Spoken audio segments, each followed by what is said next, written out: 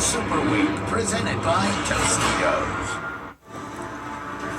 Well, as we continue here on NFL Live, more news regarding Browns quarterback Johnny Manziel. The agent for Manziel has decided to end his relationship with the controversial quarterback. This after another incident involving Manziel's ex-girlfriend, where police had to actively search for Manziel after the ex alleged that Manziel threatened to kill her. By the way, no charges were filed, by the way. Eric Burkhart went on to say it has become painfully obvious, he's Johnny Manziel's agent, that his future rests solely in his own hands. His family and I have gone to great lengths to outline the steps we feel he must take to get his life in order. Accountability is the foundation for any relationship, and without it, the function of my work is counterproductive. And if that wasn't stark enough, this from Paul Manziel, Johnny Manziel's father, to the Dallas Morning News about his concerns for his son, saying, quote, "I truly believe if they can't get him help, he won't live to see his 24th birthday." Johnny Manziel is currently 23 years old. Clearly a sad situation and a lot going on. And for more on this story, we're delighted to be joined by Ryan Leaf. Many of you know the number 2 overall pick in the draft behind Peyton Manning in 1998, who well documented, have had your own struggles with addiction and spent some time in and out of prison. When you hear this story from Johnny Manziel, what's the first thing that goes through your head? Well, at this point, it breaks my heart. You know, being out of prison, I'm really trying to throw a lot of love back out in everything I do, and so to see somebody struggle with this, and it's like I'm holding a mirror up, because I'm hearing and seeing things that I did. Maybe not necessarily when I was playing, right, but after my career was over. And the continuation of pushing people away who truly unconditionally love you was something I did too. I don't know why you felt like you could deal with it on your own, but you can't. There's a surrender that happens that it may have to be a rock bottom, but I don't want to see that be an end of a life. I mean, nobody does. That is the most crucial thing in all of this, that there's an opportunity to help somebody here. It's not a failure. It's not. This is life. And some people, and look, it's a situation that he's been dealing with and you had to deal with.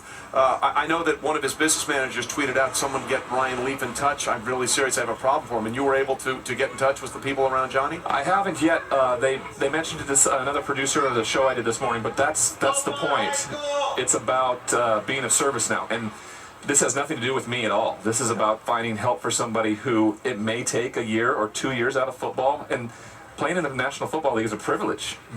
Irregardless, you have years and years and years of life to live, and being a football player is secondary to anything else that comes first. Well, with that in mind, knowing that obviously people around Johnny are looking for you, we're at a forum here where you have an opportunity to maybe say something that either the people around him will hear or even Johnny will hear. What would you say to him if you could get in touch with him?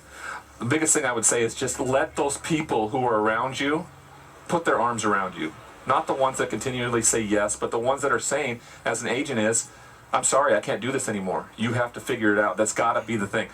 When I found out where I was on a jailhouse floor, period. When somebody said, "You are of no value anymore, we're going to warehouse you," and all that's all I was worth to anybody. That's what changed me ultimately. That had to be my bottom. I had to be humbled to that point.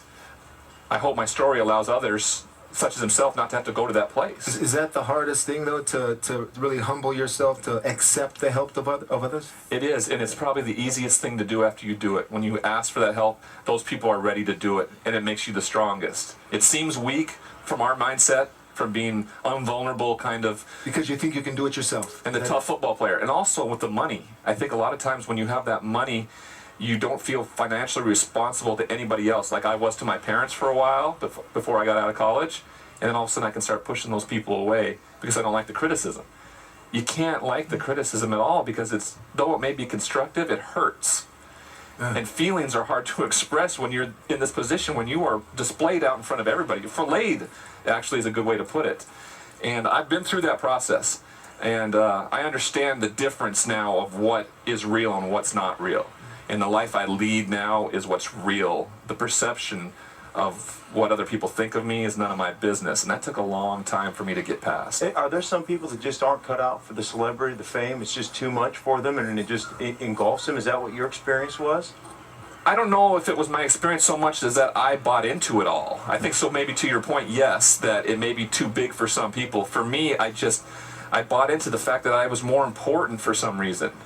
and it followed me around. I was no more important than anybody else. This is a great game. It's an institution in this country, but it's not curing cancer, and it's a short period of time. People may play 1 year, 20 years. That's the exception. That's not the rule. And there's life to live after. There's transitional coaches now that the NFLPA is putting together, which is amazing. I met a few of them yesterday. Chad Pennington, one of them. Right. There's opportunities for this. You just have to be able to reach out for it, and it's so hard. I couldn't do it for a long time, so I can't imagine. He's isolated himself right now. For some reason, you think that when you're lonely, the answer to that is isolation. It's not. It's comfort. It's being around people. Your father's talking to the media. Your father's not talking to you in the room right now going, I love you, son. Let's do this together. That's what my dad did with me. And that is a huge motivating factor. The people in LA that I work with right now with Transcend Recovery, they did that. They brought me in, said, here, this is where we can help you. And accepting that is hard. Yeah, well, it certainly seems like you have accepted that, and it's nice to see you back on the road to being a productive member of society, and it's great to have you here. Have you thought at all about the situation away from Johnny, that here we are talking about potentially one last Super Bowl for Peyton Manning when you guys were in the same draft class, literally one pick apart? I'm really proud of him.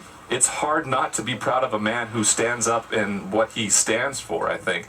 He would be the one person I probably could be resentful of, but I'm just not. I'm happy for him. I'm happy the way he conducts himself, and I'm not necessarily... There's a saying in my program that is, when you see somebody who has what you want, you go ask him how he got it. And it's not about what he did on the football field, really. It's about how he's conducted himself, his family, everything like that. Proud of him. Well, you say you're proud of him. I think I can speak for all of us here in the set, Ryan. Having seen the struggles you've gone through and come through on the other side, we're all tremendously proud of you. And we are glad you are here with us today. And hopefully the message that you're seeing and saying to the cameras will get somewhere to Johnny Manziel, and he can get the help he desperately needs, like you found through your father. Ryan, we really appreciate you being with us today and telling your story. Thanks very much for being here. Yes, sir. When we come back here on NFL Live, we'll continue to look at Super Bowl 50.